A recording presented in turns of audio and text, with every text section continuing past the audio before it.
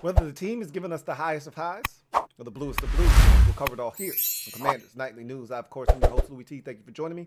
Let's get to tonight's lead story. So, this next month of the season, this last month of the season, well, hopefully it extends a little bit further than that, but these next 4 games and whatever happens thereafter is going to determine the future of the quarterback position in Washington. Now, I really, truly believe, for those of you a part of the Heineke Hive, that this is your last month of enjoying your guy as the starter of the Washington Commanders, no matter what happens. He could win the Super Bowl, and I still think they're going to try to upgrade over Taylor Heineke. Now, anything that happens with him finishing the season as the starter, whether it's the final 4 games of the regular season or into the postseason, I can't imagine him finishing the season as the starter if we don't make it to the playoffs. Unless there's something else that happens. I'm not going to mention those things, but you know exactly what I'm referring to. But if this team makes it to the playoffs and they win a game with Heineke under center, I still don't think that changes the way that they view him. And it shouldn't, okay? You want better for the position. It's a great story. He's been outstanding for this football team. All he's done is win. But I'll give you a great example of a guy that did everything the right way. All he did was win, but it wasn't good enough. Alex Smith, okay? Everywhere he went, he won. He won in San Francisco, although it took him a little while, but he won towards the end of his tenure in San Francisco. He won every year in Kansas City, but he couldn't get them where they ultimately wanted to go, which is why they drafted Patrick Mahomes and ultimately traded him to Washington. At some point, you've got to look for better. And for those of you in the Heineke Hive that don't want to hear that, don't understand that concept, I can't help you. But we need better. We need more at the quarterback position. But for this season, he's probably the best option. Now, again, I don't know what Carson Wentz would do with a better offensive line and a run game now that they've committed to, healthy weapons, which he didn't have, at his full disposal earlier in the season. But this offensive line isn't great by any stretch of the imagination. You're going to have to be mobile. That's the thing that I've continued to harp on, is that you got to be mobile behind this offensive line, because there'll be times where they give you great protection, and then there are going to be other times where they don't. And you're going to need to be able to be mobile. Like the 4th down play against the Giants to keep the game alive is a great example of Heineke using his mobility to extend a play. That's something Carson Wentz didn't show us the ability to do before he got injured. So I think Heineke is the best option, but no matter what happens with Heineke, I think this is the end of the line for him as a starter. They're going to re-sign him in the offseason. He's going to be, I think, the incumbent starter no matter what happens, unless they go out and get a veteran quarterback again. Then he goes back to being a backup, like he did the last 2 years when they went and got Ryan Fitzpatrick and when they went and got Carson Wentz. But I think if they, don't do anything at the quarterback position, they try swing and miss like they've done the last 2 off seasons essentially, and they come back and they say, all right, Heineke, Sam Howell, and, we'll add another rookie quarterback in there that they really believe in. And even if they add a rookie, even if that rookie's not a first-round pick, Heineke, I think, is the incumbent starter. Not saying that it's a guarantee and a lock that he'll start, but, we'll see what happens. But here's something else that could happen down the stretch of this season. Something happens to Heineke, whether it's poor play or something else. Again, I'm not going to mention it. However, he doesn't finish, and then in comes Carson Wentz. We've already gotten past the point of the season where Wentz is going to be able to convert that 3 into a 2 in terms of draft capital. So our 2nd round pick is safe. Okay. There's no way for him to play 70% of the snaps now in the regular season. So that ship has sailed. You don't have to worry about that anymore. There are only 4 games left. Okay. Guy hasn't played in 7 weeks. So you don't have to worry about him playing 70% of the snaps. At this point now, it's about, can he come in and help? Now that he's healthy, now that he's officially off of IR, I think the leash for Taylor Heineke gets shorter, because I do think they still believe in Carson Wentz. And if, for instance, if we don't beat the Giants this week, Carson Wentz is in. I firmly believe that. As long as Heineke continues to win football games, he's going to remain the starter. But if we should beat the Giants, I can't stress this enough. We're better than the Giants, and we should beat them. And if we don't beat them, and Heineke is the first reason that you point to as to why we didn't get it done, Carson Wentz will be in the next week on the road at San Francisco.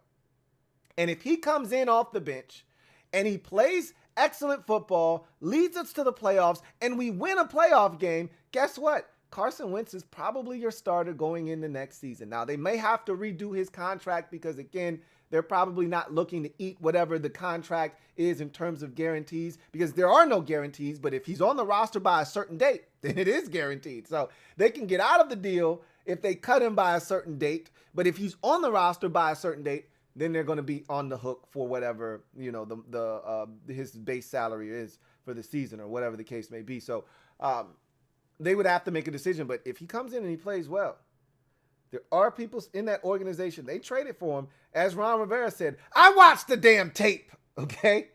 I watched all of that damn tape, okay? There are guys in that organization that think Carson Wentz can get it done. And if that opportunity does present itself and he takes advantage of it, Carson Wentz could be back as the starting quarterback of this team. Something that we haven't really entertained since he got injured and Heineke has come in and steadied the ship. But that is not a foregone conclusion that Wentz is just gone after the season. Anything can happen. This last month of the season will tell the story. The likelihood is Wentz is gone. He's played his final snap, in Washington if everything goes well with Heineke and he finishes up the season. But if it doesn't, and number 11 somehow weasels his way onto the field and he plays well, and we've seen what he's capable of early in the season, we do not want to see him throwing it that much like he did against Jacksonville and against Detroit. However, we know what he's capable of if he gets an opportunity. And so I'm just saying this final month of the season, this final month, and we're hoping some change, and maybe it's this final 2 months. If it's 2 months, we've done a lot of good things. Will determine ultimately what this quarterback position looks like. And look, if Taylor Heineke somehow magically has this, magic carpet ride that takes us to the NFC Championship game, I think he gets the opportunity to start. Does it mean they're not still looking to replace him actively? I just think that I don't know if you owe him necessarily anything. I mean, Jimmy Garoppolo took the San Francisco 49ers to the Super Bowl or the NFC Championship game rather last year, and they were going to trade him. That situation is different because there was a guy that they already invested in sitting on the bench that they were ready to move on to and play. We don't have that here, but it's not that far removed from that situation where you're like, hey, Jimmy's nice, but we can do better than Jimmy. Taylor's nice, but we can do better than Taylor. That is going to be. Now, the difference is we wouldn't be looking to move on from Taylor. We want him here. We just would want him here in a backup capacity. But that is a situation that we will deal with when we get there. Let's hope that there are no changes, that we continue to win, and we don't have to worry about any of that. But just understand that this final stretch of the season is going to determine and going to go a long way in determining what the quarterback situation looks like moving forward. I also have another lead story. So we're going to call this a co-lead story. So I got a message, and I told you from time to time I get messages from people. I read every message that I get, and some of them resonate more than others. And I got one of these from a guy you know very well, King of the North. All right. So he sent me a message and he says, so I had a great feeling about the Eagles game and tried to help you feel confident we were going to get that dub. And he did. He was very emphatic. I think I might have even read his comment on the air to you guys. If not, he was out in front of that Eagles Monday night train. He said, I feel it in my spirit that the fellas are going to rally. They're going to win this game. The Eagles are going to be overconfident. We're going to go in there, and there's this quiet confidence about this team. We're going to go in there. We're going to win. And he was adamant. He repeated himself over and over again just so I could know he was serious. He says, this week, if you have a good feeling about New York, please let me know because I need some reassuring, Lou. We are favored. We are the better team. And for whatever reason, that makes me nervous. I feel like the Giants think they can beat us and we're going to get everything they've got on Sunday night. No lies detected in that comment because if you think that we're going to blow the Giants out, you've got another thing coming. Okay. I never said that we were going to dispose of the Giants and dispatch of them like the Eagles did on Sunday. That's not our MO. It's not how we're wired. That's not how we're set up. We don't put teams away. The running joke with us in our little community is that every time we get up 2 scores, you know what the defense is going to do. The question isn't, is the defense going to give up a score? It's just, is it going to be a touchdown or is it going to be a field goal? We get up 10. I don't think we've ever been up 14 this season other than the Texans game. I don't think there's ever been a game that we were up 14 points. We were up 20-0, if I'm not mistaken, against the Texans, or 23. It might have gotten to 23-0 before they scored their 10 points. But I don't think there's another game this season where we were up a full 14 points. There were games where we were up, 10. We were up 11 against Jacksonville in week 1 when it was 14-3. I don't remember how big of a deficit the Eagles were in week 3 or 10. I don't think it ever got higher than 11 in that game. If it ever got to 11, we had a chance to stretch it out to like 17. I think it might have gotten to 13, as high as 13 in that game. Don't quote me on that, but we had our chances to really stretch it out against the Eagles, and we didn't do it. We had a chance to score in the red zone, and we didn't take advantage, and we had to settle for a field goal. But just in that game, the defense gave it up immediately, and that lead shrunk. Against the Minnesota Vikings, we were up 10, and the defense gives up a field goal, and then we know what happens thereafter. Interception, touchdown, tie game. They get the football back again, field goal. Everybody goes home in disgust. Same thing happened against the Giants. You're up 10-0. You're feeling really good about the start. Should have been 14-0, but can't cry over spilt milk. And immediately you give up 10 unanswered points, and that game's tied at 10. So that's what this defense does. Now, it's not just the defense only. The offense is complicit in this as well because they can stop the bleeding after the defense gives up points. Just because the defense gives up a touchdown or gives up a field goal doesn't mean you have to then give it right back to the opposing team's offense and let them score more points. You can stop the bleeding yourself and go score points and respond. Like the Lions did to us when we came hard charging on them in the second half. Every time we got within a score, they scored another touchdown and pushed the lead back out and forced us to have to go do it again. Anyway, this is a game that I feel like we are the better team. And I'm going to explain it to you a little bit more later on in the show. I've already done it, but I'll explain it a little bit more. And we'll go through that as the week progresses. And I will convince you that this is a game that we're going to win. And hopefully by week's end, you'll feel just as confident as I am. But this is definitely a game that I see us winning. But you never know what the bye week is going to bring. That's the only thing that makes me a bit nervous, is because you never know what you're going to get from your team post-bye. You know what you were getting before the bye. You don't quite know what the bye week is going to bring. Are these guys going to come off the bye week and be lackadaisical, take them a little while to get into the swing of things? And that could be the difference between us, dominating the game and being out in front and never trailing and maybe not blowing them out, but never trailing and having command of the game and ultimately winning it, 27 or 26-17. Or is this, a game where we're trailing early, you come out flat, and then you got to try to rally back and steal it? You don't want to put yourself in that position, but you don't know what the bye week is going to bring for this team. Anyway, one more comment. He said, I've always been good at sniffing out upsets about to happen. I've never been good about predicting our games when everyone thinks we should win. And I think this is different this time around because in past years, I would think that if we were supposed to win a game, that's when our team would get overconfident. We wouldn't do the things that got us to the point where people thought we should win, and we would lose. That's not what this team has been doing this year. We were supposed to beat Atlanta, we beat them. We were supposed to beat Houston, we beat them. When we've been favored of late, we've taken care of business. We were supposed to beat Chicago. It was not pretty by any stretch of the imagination. And depending on who you talk to, we weren't supposed to beat Chicago, but we did beat Chicago. And the list goes on and on. It hasn't always been easy, and it hasn't always been aesthetically pleasing, but the results are what they are. And we've been 5-1-1 since Taylor Heineke took over as starter. So at the end of the day, I feel confident that this team is going to do what they're supposed to do. And here's why I feel confident as we move into in other news. So I told you guys every Tuesday we do the same thing. We take a long, hard look at the NFC playoff picture. So that's what we're going to do right now. So let's transition to that right about now. And so clearly the Eagles are the best team in the NFC. That's been proven all season long. They're going to be the number one seed. I can't see Dallas overtaking them.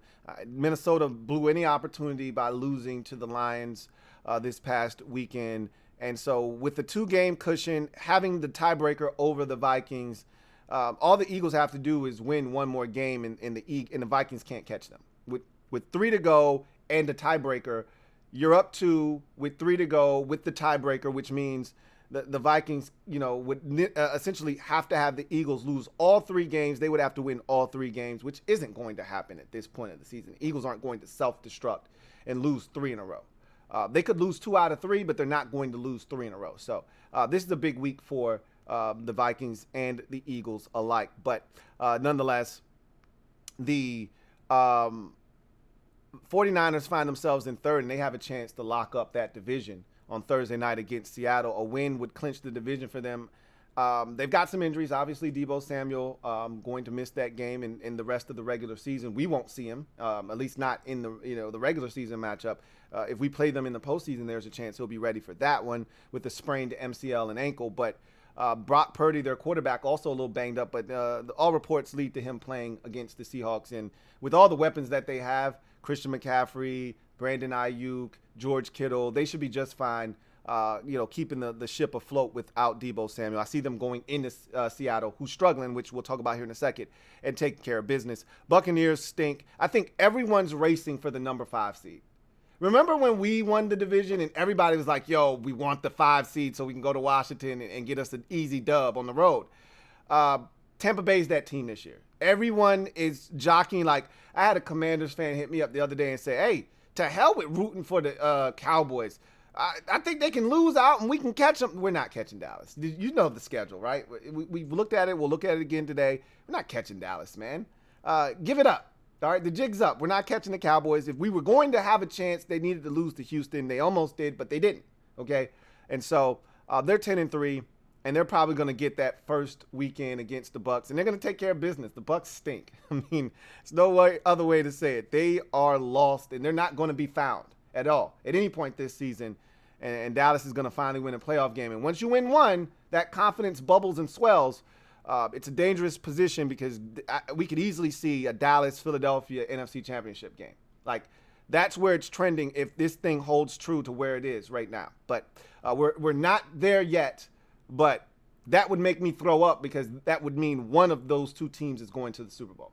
Anyway, I digress. Washington sits in the 6th hole, the Giants sit in the 7th hole, and the Seahawks sit in the 8th hole. And we've got a new entry into the discussion this week. The Detroit Lions sit in the 9 hole.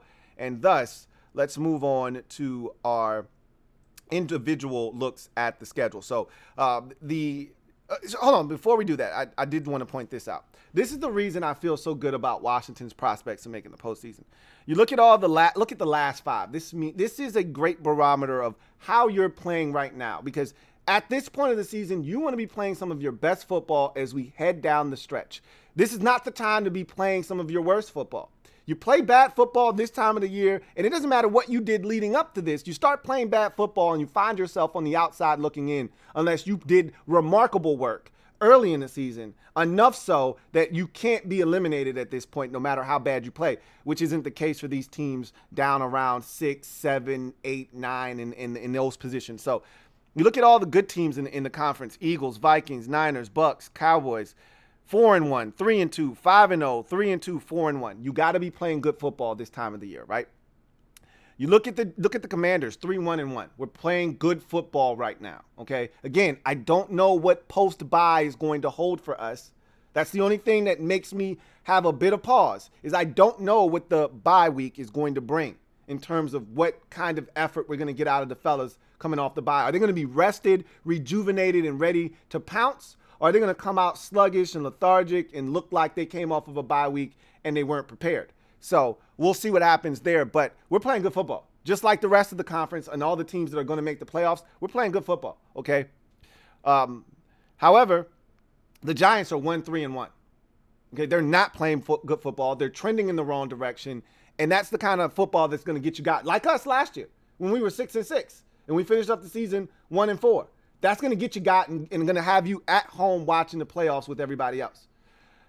The Seahawks, not much better, 2-3 during this stretch. They're not playing good football. They've lost 3 out of their last 4 games.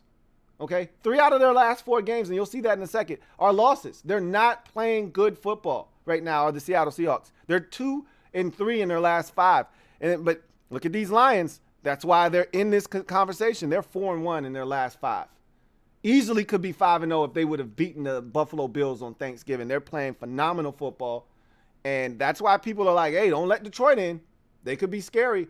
Their defense isn't great, but they can score with the best of them. And so let's take a look at these individual teams and what they have left on their schedule. So Dallas had a scare from the Houston Texans, but they got it done.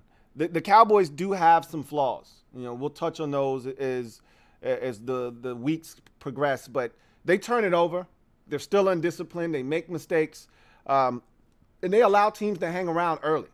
Like the Texans, they were supposed to put them out of their misery. They go down, score a touchdown on the first possession, and then they force them to punt, and they've got the game right there, and they muff the punt. Texans recover, score a touchdown, and the game was really never the same. At that point, Texans said, hey, why can't we hang around and make this a ball game? And they did. So the Cowboys have to work on that. The Colts game was a game until the third quarter, right? The game before that was a game. I think they played the Giants on Thanksgiving. That was a ball game all the way into the fourth before they finally ran away and hid with that game. And they should have won that game going away comfortably, but they allowed the Giants to hang around. Why? Because they turned the football over.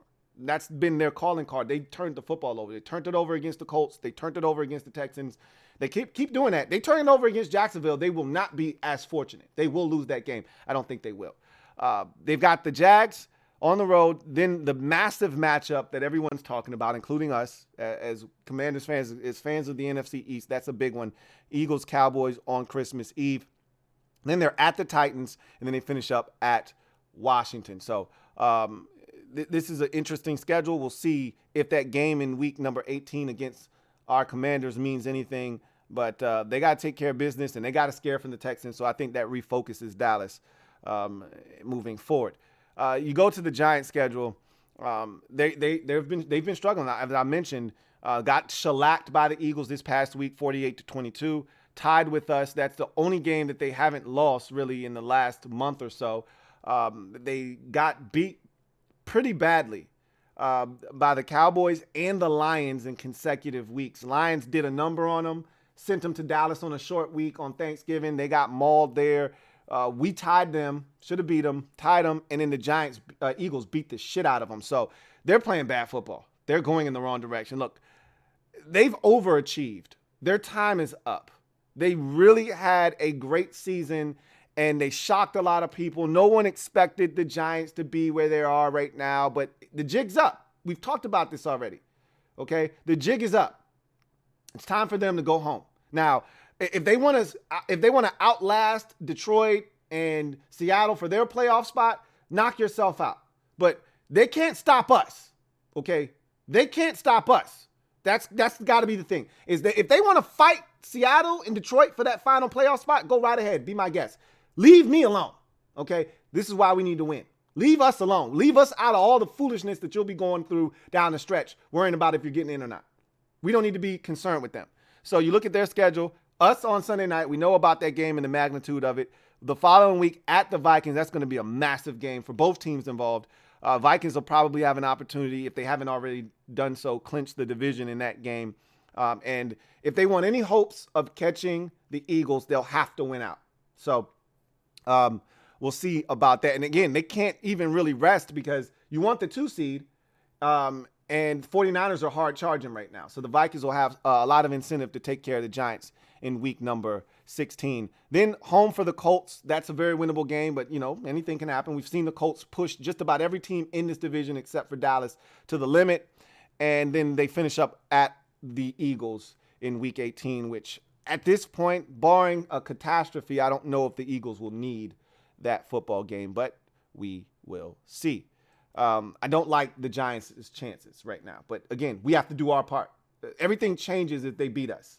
It changes. So we got to make sure that doesn't happen.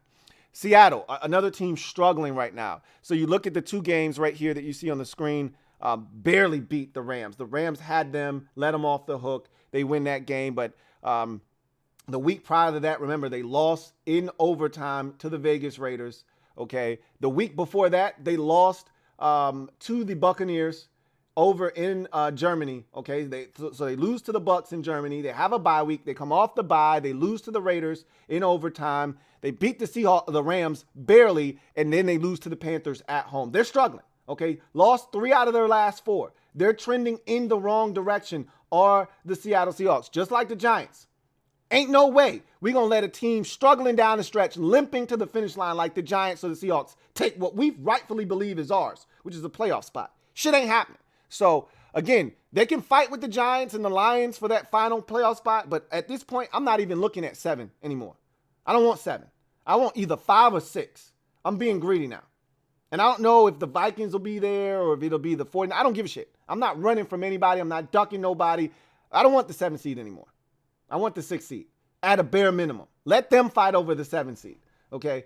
So this is tough. They couldn't afford to lose to Carolina, and they did. So now they're 7-6. Okay.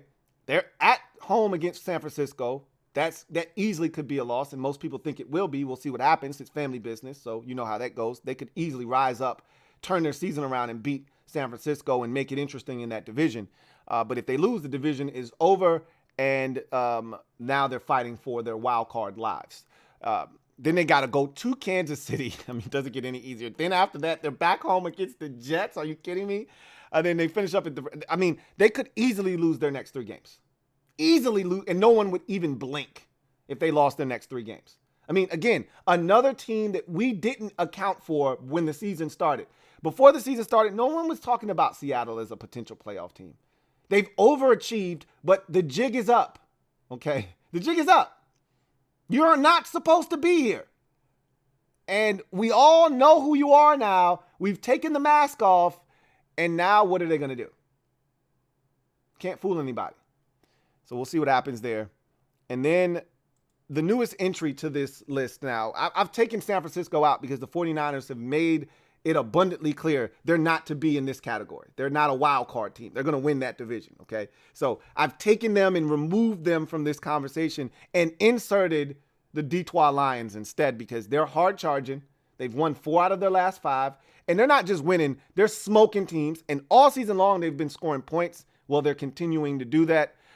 You see what they did to Jacksonville a couple of weeks ago, 40-14 last week. Really took it to the Minnesota Vikings, 34-23. Should have beat them the first time they played them. They've been scoring points all season long, and so now they're dangerous. They can run the football. Jared Goff is. They just got the Williams kid back from Alabama, the first-round pick receiver. He played in his first game, had like a 40-something yard touchdown, wide ass open. He's only going to help that offense be even more explosive. That's the one thing they were missing was explosiveness. Now, with Williams in that lineup, they're even more dangerous offensively. So this is going to be the biggest test for them on the schedule remaining is at the Jets. The Jets need this in the worst way, right after a long day. Like the Jets can't afford to lose this game. That's a big one. That's one of those. I'll be watching that on 1 o'clock on Sunday. I'll be watching that game intently because the loser of that game not making the playoffs. That to me is an elimination game. If the Lions want to make the playoffs, they've got to win out. They've already got 7 losses, okay? They were 1-6. And for them to even be in this conversation is amazing. They were 1-6, and we were talking about same old Lions. Now they're 6-7. So they've got to win out. You get to 8 losses this early in the season with 3 games remaining, it's going to be pretty tough for you to win out and win and get in over someone, because remember, they lost to Seattle earlier in the season, so the Seahawks own the tiebreaker with them. They did beat the Giants, but the Giants have a tie. Washington has a tie. They beat both of those teams, but they have a tie, so they can't finish tied with Washington or the Giants. So it's imperative that they just win out, not even, leave it to chance. Get to 10-7 and then see where the chips fall. You get to 10-7, you're probably going to get in if you're Detroit, honestly speaking. But it's not going to be easy, because the Jets here on the road, in a desperation game for the Jets, at the Panthers, this is a dangerous Carolina team. If I'm trying to win some shit down the stretch, I don't want to go to Carolina. The Seahawks just found that out the hard way, even though that was in Seattle. I definitely don't want to go to Carolina. They play much better at home. That's going to be a dangerous game because they fly around defensively and they're scoring points now offensively. Look out for the Carolina Panthers. They're running the football. They've got a brand new identity. They believe in their interim head coach, Steve Wilkes. They could easily lose that game in Carolina on Christmas Eve. But if they can get past those 2 games, they're going to beat the Bears at home.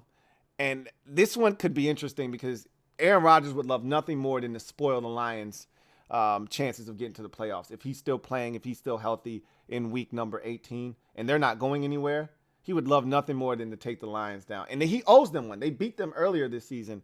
I could see the Packers disposing of the Lions late in the season. So I don't think the Lions are going to make the playoffs. I'm not going to dismiss them any longer because they're winning too convincingly to dismiss them.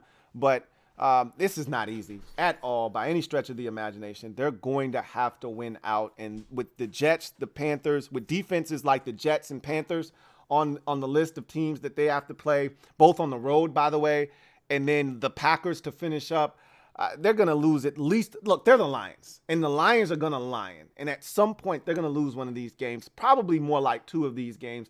But the fact that they have a chance to finish the season 8-9, 9-8 after starting 1-6 is a huge testament to the direction they're going in and Dan Campbell. But I'm still not worried about the Lions at this current juncture. But come talk to me in a week or 2. I might be singing a whole totally different tone when it comes to the Detroit Lions. So that's essentially it. I mean, at the end of the day, all we got to do is win. I've been stressing this for the longest time. Just don't worry about anybody else. You don't have to scoreboard watch when you take care of your own business. We beat the Giants. We're going to make the playoffs. Okay. You lose to the Giants and shit gets really interesting and much more difficult. Okay. Beat the Giants. You're making the playoffs. Point blank. End of discussion. Okay. That's pretty much how this goes. So that's going to do it for me, your man Louie T. And we'll start to really hone in on the Giants tomorrow as we have our first day of practice. We'll hear from Ron Rivera. We'll hear from Taylor Heineke. We'll hear from the players in the locker room. We'll get our first injury report. What is the status of Benjamin St. Juste? What is the status of Trey Turner? What is the status of all the guys that we're looking to see if we can get back? What is the status of Chase Young? All of that and more we'll find out on Wednesday. So let the games begin. Until then, I'm your man Louie T. Signing off. I'll see you next time. Have a good one. Here comes the Diesel. Here comes the Diesel. There's the snap. Hand to Riggins. Good hole. He's got the first down to the 40. He's gone. The 35, the 30, the 20.